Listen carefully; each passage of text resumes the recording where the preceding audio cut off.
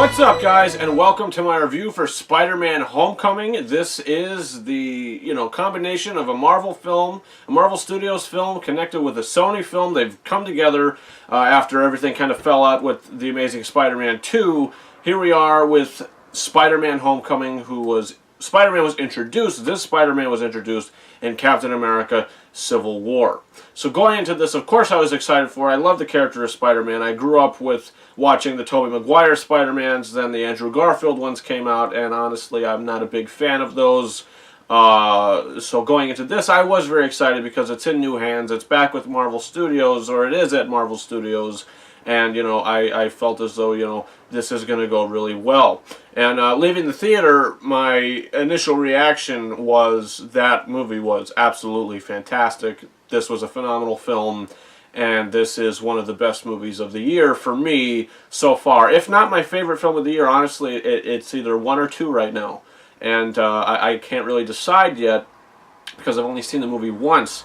But this movie, it's absolutely phenomenal. I wasn't expecting to love this movie as much as I did, and I'll tell you what, I'm not going to spoil anything in this video, there's no spoilers, but from the way that the film, progresses, and the setup of the story, and the first act, the second act, and the third act, everything kind of just happens so organically, and it just feels so real, because we have Peter Parker after everything that happened in Civil War. He's just kind of waiting for a call from Tony Stark that he's not getting. So all he's trying to do is do something, big, and he's trying to be Spider-Man and stop crime and everything. Keep in mind, he's only a 15-year-old boy in this movie. He's still in 10th grade, which I really enjoyed. And he does do kind of small things on the side, and then finally when, we have this guy, the Vulture, played by Michael Keaton in this movie, and he's kind of starting to do things that are kind of fishy because, something went south with his life, and now he has decided to, adapt with kind of being a bad guy and being kind of a criminal. And I like that, and I would honestly say to you that Michael Keaton's Vulture in this movie is probably my second favorite villain in the MCU. He is absolutely phenomenal, aside from Loki for sure. But I think that, his character is compelling. When he's in the costume, it's compelling. But when he's outside the costume and he's just in his normal clothing as this guy, you really get to care about him. You understand why he's doing what he's doing, and it makes it really compelling. And there's kind of a plot twist that happens with his character that I had no idea. I did not see it coming. And when it did, it elevated the film for me. I thought until then it was just an entertaining film with a lot of, there was really nothing there. But once this happened, once this kicked into the third act, then I realized, oh, I see what's happening here. This is what we've been building to. And I think the third act of this film is incredible.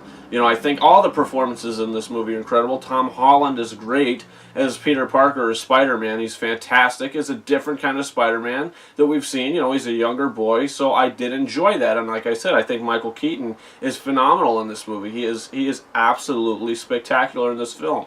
Tony Stark, Robert Downey Jr. is in this film. If you've seen the trailers, he's marketed a lot. And honestly, he's not in the film that much. Every time you see him in a trailer, that's pretty much the only bits that he's actually in the film. Maybe about 10 minutes total he's in this movie. But when he is, he has a presence.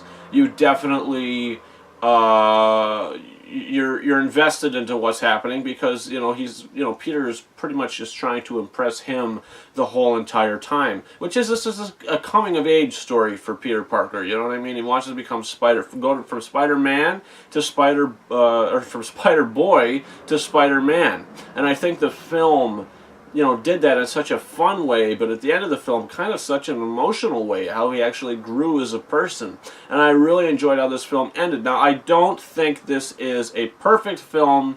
I would say, if I'm going to say anything negative about this movie, I would say that there's one scene in particular that has a lot of shaky cam, and I'm not really sure why. You can't really see anything. They're literally shaking the camera so much.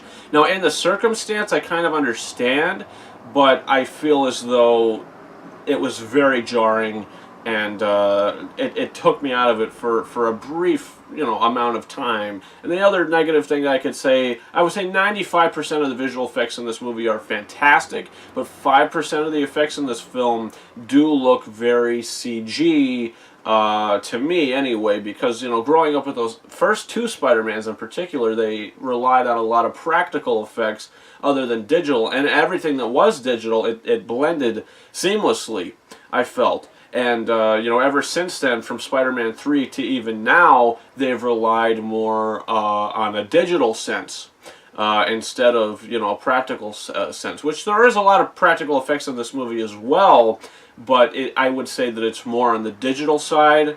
And like I said, most of it did look great, but there's a shot here or there, for me anyway, that I kind of was like, oh, that didn't kind of look the best. But overall, I loved this movie. I can't wait to see it again. It's one of my favorite films of the year, if not my favorite. And I'm going to give Spider-Man Homecoming 4.5 out of 5 stars. I was originally planning to rank my Spider-Man films here, the top 6. But honestly, I don't think I could do that now because, I wasn't expecting this movie to be, as good to me as like a Spider-Man 2 or the original Spider-Man. This movie blew me away.